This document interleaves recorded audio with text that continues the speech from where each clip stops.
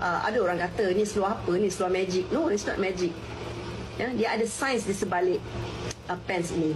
You just research the benefits of far infrared atau sinar merah jarak jauh towards the benefits of human health, manfaat kepada manusia.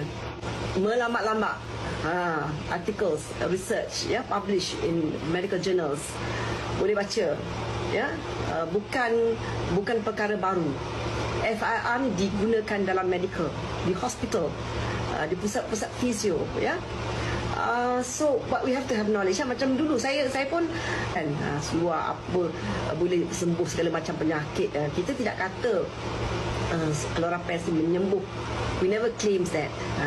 Alora Pants ni ada FIR, teknologi FIR yang dimasukkan dalam, diintegrasikan dalam benang kain ini, di mana kain ini boleh simpan far infrared. Cuma bila kita pakai dengan suhu badan kita, kain ini akan release far infrared terus masuk, ya.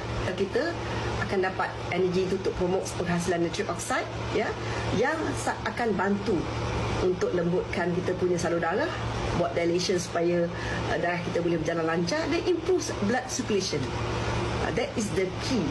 Bila tambah baik, ya, pengaliran darah yang lancar, dia akan bantu kesihatan sel kita, otot kita sihat, organ kita sihat.